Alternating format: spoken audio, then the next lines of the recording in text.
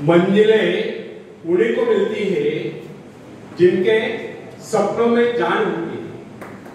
मंजिलें उन्हीं को मिलती है जिनके सपनों में जान होती है। पंख होने से कुछ नहीं होता यारो, हौसलों से उड़ान होती है, हौसलों से उड़ान होती है। धन्यवाद। तो फ्रेंड्स, जब सागर शांत हो तो जहाज के चालक को अधिक होशियार से जहाज चलाने की आवश्यकता नहीं पड़ती। लेकिन जैसे ही तूफान आता है और जहाज डूबने का खतरा पैदा होता है, तब यही चालक या कप्तान अधिक सावधानी बरतने लगता है। जब जहाज में सवार सभी लोग घबरा रहे होते हैं, तब यही कप्तान मुस्कुराता हुआ अपनी संपूर्ण योग्यता को काम में लाता हुआ जहाज को डूबने के संकट से बचाकर सही सलामत हो जाता है। वास्तविक ऐसी योग्यता की परीक्षा दुख और संकट के समय में होती है। जब कोई इंसान थोड़ी पूंजी लगाकर अपने व्यापार का विस्तार करता है तो उसे वर्षों तक कठोर परिश्रम करने पड़ते हैं। इस परिश्रम से वो कुछ कमाने युक्त होता है। यह परिश्रम ही उसके विजय का प्रतीक होते हैं। अपने ग्राहकों को शब्दजाल में फंसाकर वो अपने व्यापार को बढ़ाता है और एक दिन सफल व्यापारी बन जाता है। बाद में छोटे मोटे कारोबारी संकट उसका कुछ नहीं बिगाड़ पाते। जो लोग इससे पहले उसे कम पूंजी वाला समझकर उसका मजाक उड़ाया करते थे, आज वही लोग उसकी सफलता की प्रशंसा करते नजर आते हैं। इसे कहते हैं अपने हाथों अपने भाग्य का निर्माण, आत्मशक्ति का चमत्कार। फ्रेंड्स, जिसके पास धन की शक्ति हो उसे शिक्षा प्राप्त करके या विद्या प्राप्त करके आत्मविकास करने का अवसर कहां है? वह तो धन की शक्ति पर निर्भर रहकर यही सोचता रहता है मैं चाहूं तो विद्वानों को खरीद सकता हूं।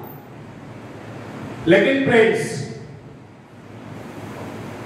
जो विद्या प्राप्त करना सबसे जरूरी समझता है वह रात रात भर अध्ययन करता रहता है, क्योंकि उसे पता है कि उसका कोई सहारा नहीं।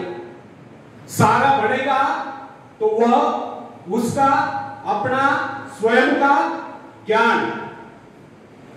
जिस आदमी को पता हो जाता है कि उसे बाहरी सहायता मिलना बंद होता है, वो या तो अपने पांव पर खड़ा हो जाएगा, गिर जाएगा। वास्तविक उस समय उसे बहुत ही कठोर परिश्रम की आवश्यकता महसूस होती है और सफलता के गलन से बचने के लिए उसे अपने व्यक्तित्व की रक्षा करनी चाहिए।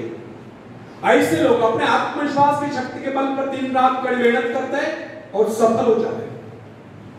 फ्रेंड्स, जब मनुष्य पर संकट की घड़ी आ जाती है, जब वो किसी भी तरह से अपनी जीविका चलाने में असमर्थ हो जाता है, तब कोई विरला ही होता है जो सफलता प्राप्ति के लिए खून पसीना एक कर देता है ताकि उसे असफलता का बोझ न देखना पड़े। संकट काल में तो मनुष्य की बुद्धि का पता चलता है। कई बार ऐसे अवसर पर ऐसी सफलता मिलती है जिसकी मनुष्य ने सपने में भी आशा नहीं की होती। वो स्वयं सोचने लगता है कि मुझे इतनी सफलता कैसे मिली। वास्तविक ऐसी शक्ति हर इंसान के भीतर छुपी होती है, परंतु वो उसे पहचान नहीं पाता। जैसे वो संकटों से गिर जाता है, वैसी ये शक्ति बाहर निकलकर उसकी सहायता करने आ जाती है। जो काम इससे पहले वह संभव समझ रहा था, वही काम पूरे होने लगते हैं। इसका कारण यह है, जब मनुष्य का जीवन चारों ओर खतरों से गिर जाता है, तब उससे बाहर निकलने के लिए वह हाथ पैर मारना शुरू कर देता है और इस संघर्ष से उसकी बुद्धि तेज हो जाती है। उसमें प्राकृतिक नैसर्गिक शक्ति आ जाती है। फ्रेंड्स, अपने जरूरतों की पूर्ति के लिए संघर्ष करना हम सभी का कर्तव्य है। संघर्ष से तो हमें सफलता मिलती है।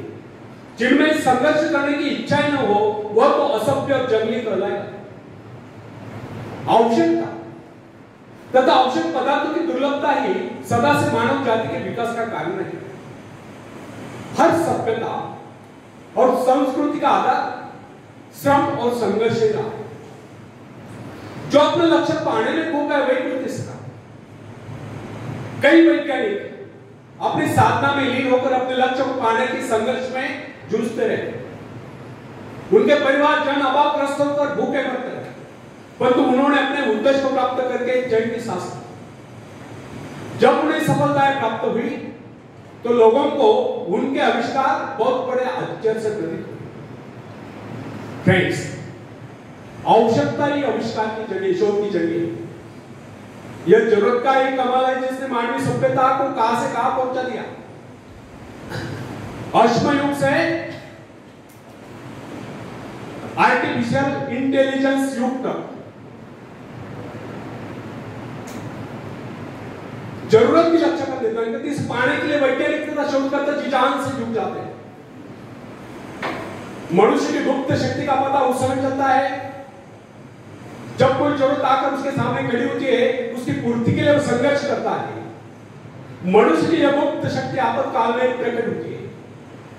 इसका सीधा अर्थ यह हुआ, यदि मनुष्य को किसी वस्तु की आवश्यकता न हो तो उसके आंतरिक शक्ति का अंत हो जाएगा। बाहरी सहायता लेने से भी इस आंतरिक शक्ति को बाहर निकलने का अवसर नहीं मिलता। जो काम इस शक्ति द्वारा लिया जाने वाला था, वही काम हम दूसरों की सहायता लेकर झटपट कर डालते हैं और पंगु तथा शक्तिहीन बने रहते हैं। इसलिए फ्रेंड्स, एक बात हमें सदैव याद रखनी चाहिए, और वह है दूसरों की सहायता लेने के बजाय स्वयं की सहायता लेना हमारे लिए अधिक उचित होगा।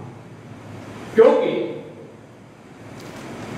आत्मनिर्भरता एक ऐसी शक्ति है जो मित्रता यानी कि मित्रों से सहायता, प्रभाव, दूसरों का प्रभाव, धन संपत्ति यानी कि दाम करी काम, पैसे से लेवा काम, ऊंचा वंश यानी कि ऊंचे खानदान में जन्म पाई व्यक्ति का सहारा लेना, या बाहरी किसी भी प्रकार की सहायता, इन सब की सामूहिक शक्ति से ही शक्तिशाली होगी। इन शॉर्ट, आत्मनिर्भरता एक ऐसी शक्ति है जो मित्रता, प्रभाव, धन संपत्ति, ऊंचा वंश या बाहरी किसी भी प्रकार की सहायता, इन सब की सामूहिक शक्ति से ही शक्तिशाली होगी।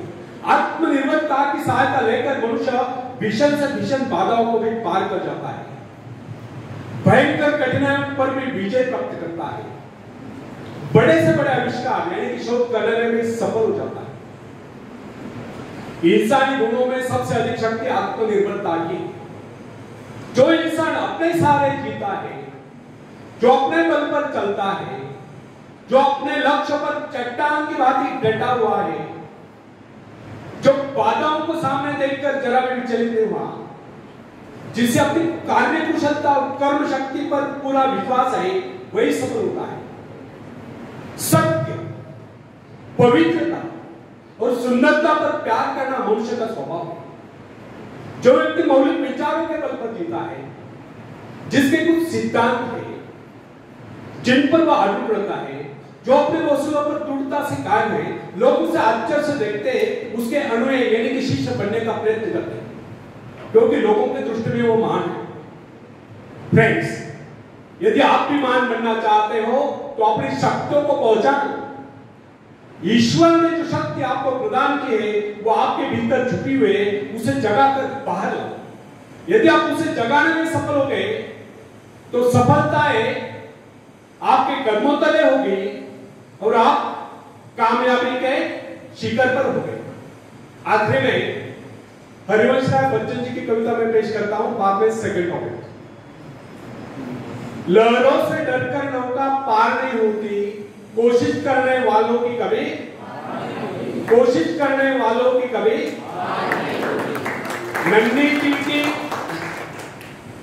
नन्ही चींटी जब दाना लेकर चलती है, चढ़ती दीवारों पर 100 बार फिसलती है। नन्ही चींटी जब दाना लेकर चलती है, चढ़ती दीवारों पर 100 बार फिसलती है। मन का विश्वास रगों में सांस भरता है, चढ़कर गिरना, गिरकर चढ़ना ना करता है। आखिर उसकी मेहनत बेकार नहीं होती, कोशिश करने वालों की कभी, कोशिश करने वालों की कभी। डुबकिया सिंधु में गोताखोर लगाता है, डुबकिया सिंधु में गोताखोर लगाता है, जा जाकर खाली हाथ लौट कर आता है। मिलते नहीं सहजी मोती गहरे पानी में, मिलते नहीं सहजी मोती गहरे पानी में, मुट्ठी उसकी खाली हर बार नहीं होती, कोशिश करने वालों की कभी, कोशिश करने वालों की कभी। भूख लगे तो आखिरी पद आप सबके लिए बहुत इंपॉर्टेंट है, बाद में आपके दिल से तालियां बजाएं। आप सबके लिए आखिरी पद है, असफलता एक चुनौती, इसे स्वीकार करो। असफलता एक चुनौती, इसे स्वीकार करो। क्या कमी रह गई देखो और सुधार करो।